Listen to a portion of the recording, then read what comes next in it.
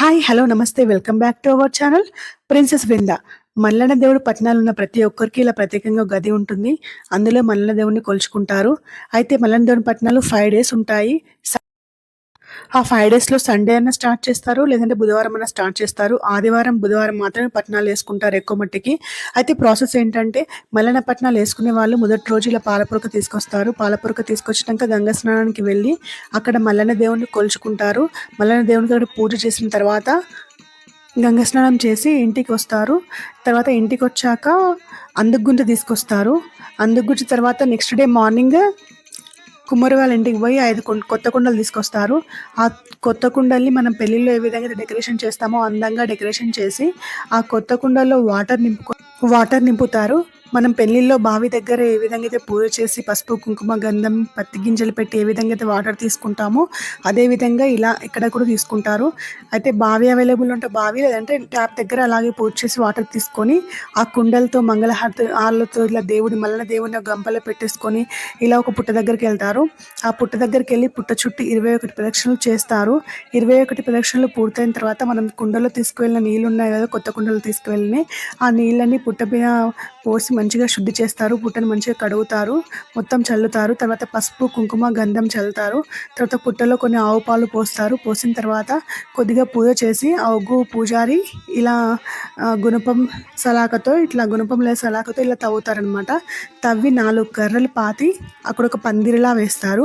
ఆ పందిరిలో మల్లన్న దేవుణ్ణి చిన్న ముగ్గు వేసి మల్లన్న విగ్రహాన్ని ప్రతిష్ఠిస్తారు. అంటే మన చెక్కతో చేసిన దేవుళ్ళు ఉంటారు కదా, వాటిని అందులో పెడతారు. తర్వాత ఇంకోసారి కూడా ముగ్గు వేసి అందులో ఒక బ్లౌజ్ పీస్, చిన్న కొబ్బరి ముక్క, ఇంకా మిగతా ఐటమ్స్ కూడా ఇలా పెట్టేసి అమ్మవారిని కూడా కొలుస్తారు, రేణుకా ఎల్లమ్మని.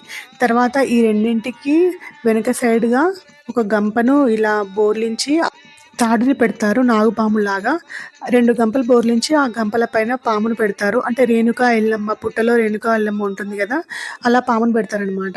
పెట్టిన తర్వాత మల్లన్న దేవుని కళ్యాణం చేస్తారు.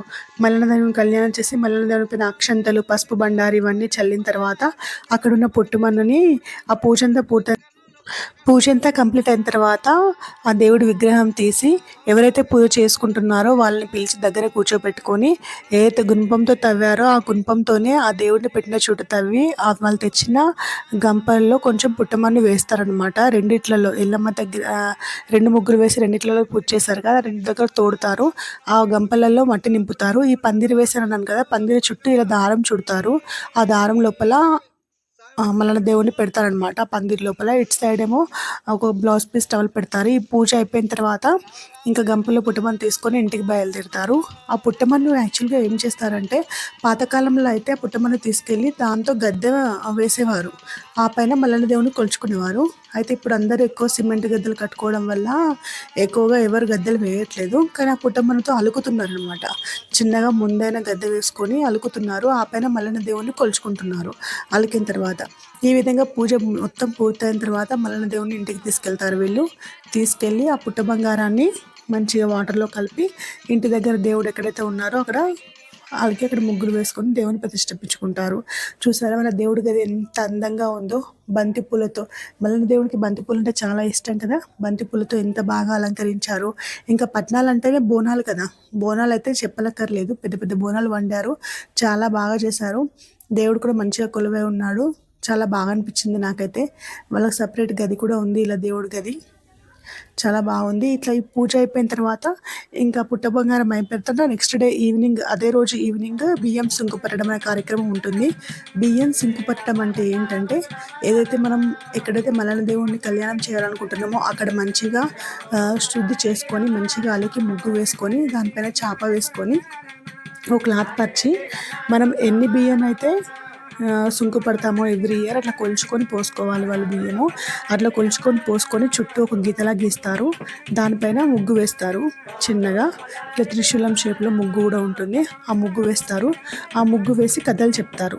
అంటే బియ్యం ఎలా సుంకుపడతారనేది కథ, పూజ కూడా ఉంటుంది. ఒగ్గు పూజారులు ఈ పూజ చేస్తారు.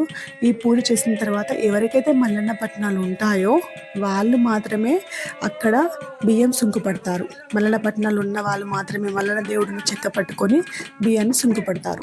వాళ్ళు మాత్రమే అక్కడ దగ్గర కూర్చున్నారు, మిగతా వాళ్ళు కొద్దిగా దూరం కూర్చున్నారు.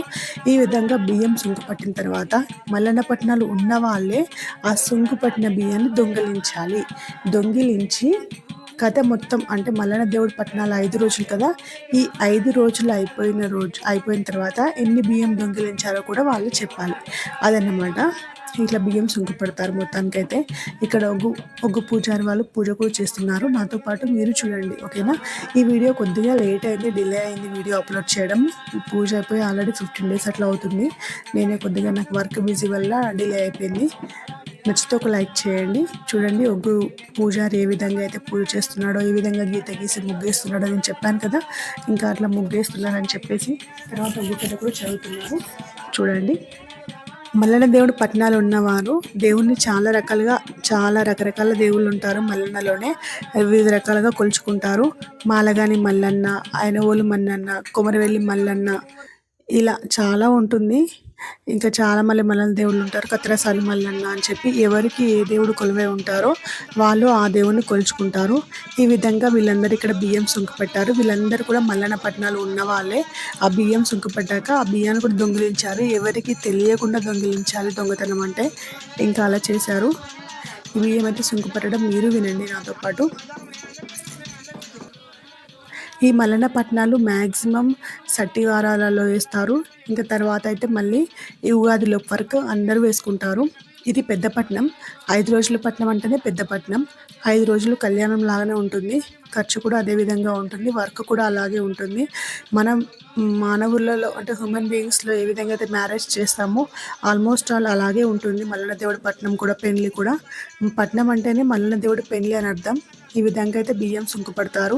పట్టిన తర్వాత నెక్స్ట్ డే మార్నింగ్ బియ్యం సుంకు పట్టిన చోటే మంచిగా శుద్ధి చేస్తారు. ఇంకా ఒగ్గు కళాకారులు అక్కడ పెద్ద పట్నం వేస్తారు. పెద్ద పట్నం వేయడానికి బియ్యం పిండి, పసుపు, కుంకుమ, అదేవిధంగా తంగేడు ఆకులు ఎండబెట్టి పౌడర్ చేస్తారు కదా, ఆ పౌడర్ అది గ్రీన్ కలర్లో వస్తుంది. ఇంకా దాన్ని కూడా మనం పట్నం వేయడంలో వాడతారు. ఈ 3 వాడి, ఈ 4 బియ్యంతో బియ్య పిండితో కలిపి ఈ 4 వాడి పెద్ద పట్నం వేస్తారనమాట. ఇలా ఒగ్గు కళాకారులు ఈ జల్లెడతో ఇట్లా పట్నం మల్లన్న దేవుడు ఉన్న పట్నాల వాటితో బొమ్మలు ఉంటాయి కదా, దేవుడి విగ్రహాలు, వాటితో మంచిగా పెద్ద పట్నం వేశారు. చాలా బాగా వేశారు పట్నం. ఈ పట్నం వేయడం పూర్తయిన తర్వాత ఇంకా ఇంట్లో నుంచి మంగళ హారతులతో ఇంట్లో వాళ్ళందరూ ఈ విధంగా తోరణం తీసుకొచ్చి దేవుడి విగ్రహాలు తీసుకొచ్చి పూజలో అయితే కూర్చోపెట్టారు. ఈ పూజలో కూర్చోబెట్టిన తర్వాత దేవుడికి మంచిగా పూజ చేసి ఇంకా దేవుడి కళ్యాణం అయితే జరిపించారు. చాలా బాగా జరిగింది కళ్యాణం అయితే. ఇట్లా చేసుకోవడం అంటే మొక్కుకున్న ప్రకారం ఇలా చేసుకుంటారు. 5 yearsకా, 3 yearsకా, 2 yearsకా అనేది వాళ్ళ ఓపిక వంటి వాళ్ళు కోరుకుంటారు, వాళ్ళు చేస్తారు కూడా. పూజ అయితే చాలా బాగా జరిగింది వైభవంగా. ఇంకా దేవుడి చుట్టూల ప్రదక్షిణ చేసిన తర్వాత ఆ పట్నం ఏదైతే వేశారో దాంట్లో కొద్దిగా బియ్యం పోస్తారు. 3 ప్లేస్లలో బియ్యం పోస్తారు. ఒక ప్లేస్లో ఒక చిన్న కుండ, ఇంకో ప్లేస్లో ఇంకో చిన్న కుండ, మధ్యలో బియ్యం పోసిన ప్లేస్లలో మల్లన్న దేవుడి విగ్రహ పటాలు ఏవైతే ఉంటాయో పెడతారు. ఈ విధంగా ఫోటోలో చూపించిన విధంగా ఉంటుంది. చూడండి, ఇంకా పైన అయితే బంతిపూలతో ఇలా మాల ఉంటుంది. ఎంత బాగున్నాడు చూసారా మల్లన్న దేవుడు అయితే.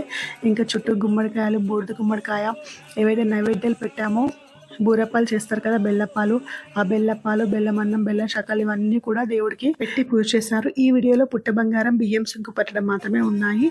ఇంకా నాగవెల్లి కళ్యాణము, జోగెత్తడము, కథలు ఇవన్నీ కూడా నెక్స్ట్ వీడియో అప్లోడ్ చేస్తాను.